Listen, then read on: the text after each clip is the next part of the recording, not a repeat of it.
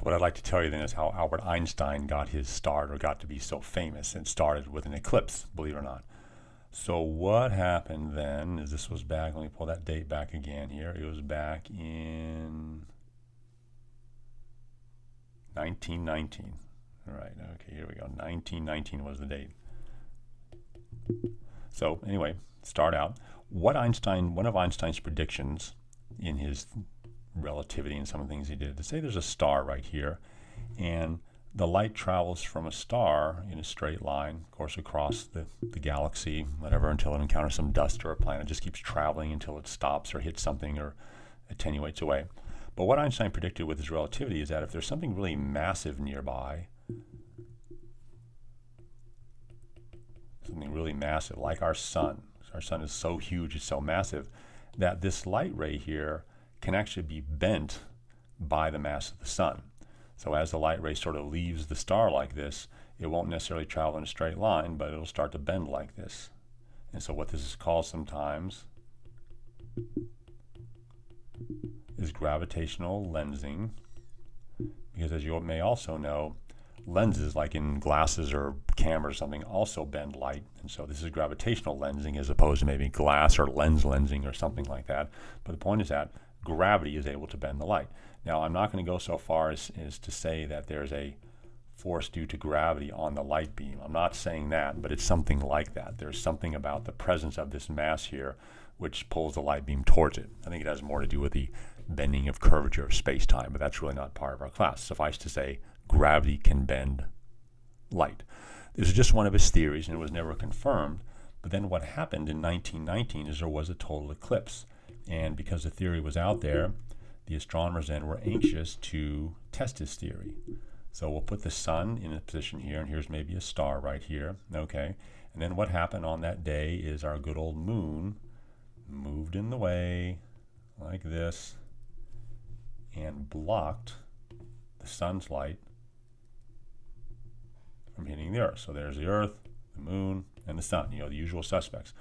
So what happens now is, of course, as you know, during eclipses, is the sun's rays are blocked now, and so if you go back to the Earth, suddenly it's very dark outside, right? We sort of saw that in the video. It's very dark. But a couple things are happening here. One, it gets dark, and two, the sun is sort of basically there. And what I mean by there is it's sort of in this region right here where light from the stars may be coming from. So in other words, the sun here isn't way back over here, or way off to the side, or over here. If you were an astronomer sort of standing right here on the Earth, then the starlight that's coming this way would have had to pass by the sun on its way to see you. So if Einstein's theory was incorrect, then the light from the star would have just kept on going like this, and you wouldn't be able to see it. In other words, the star would be invisible, right?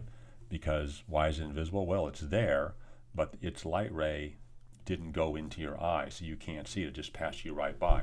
Now, certainly there might have been other rays or something that would allow you to see it, or maybe not. Those are just some details, but at the moment in this picture, it'd just be invisible. So what happened on that day is astronomers trained telescopes on some star that they knew one way or the other they wouldn't be able to see. They just couldn't see them, or they trained their telescopes on stars that they knew where the stars were supposed to be. I think that was more what happened. So scratch what I said earlier, this is sort of the true position of the star would have been right there. Okay, so what happened on that day then is, because the sun is positioned the way it is, the light ray went like this, and the sun indeed bent the light ray and went into the telescope or the astronomer's eye. But your brain always thinks that light rays travel in straight lines. And so although the star is right here, what your brain is going to think is that the star was actually coming from this position right here. Because again, your brain always likes to think that light travels in straight lines, like here's the straight ray right here. So your brain doesn't know about bending and this gravitational lensing or anything like that, but as soon as this light hits your eye, the astronomer's going to think the star was up here. So what had happened is this star right here took on a new so-called apparent position which was shifted relative to the true position of where the star actually was supposed to be. On that day, the star was up here, but just because of this bending and this straight effect that your brain thinks. And so when that happened, Einstein was heralded as a hero because it was the first verification of his theory. So, very sexist back in the day, but men of science more or less agog over the results of eclipse observations. Einstein theory triumphs. Stars are not where they seem to be or are calculated, but no one need worry because the scientists knew it was because of this gravitational lensing effect. And so the other thing about it is, I read some things about this recently, that there's a big question mark about it. So it was sort of proved and all this happened, and Einstein was right.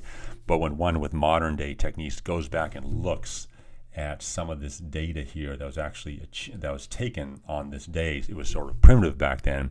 It was really hard to prove that the star actually shifted in its position. Nonetheless, the scientists were confident enough, though, to say yes, the star did sort of shift its position to a new apparent place.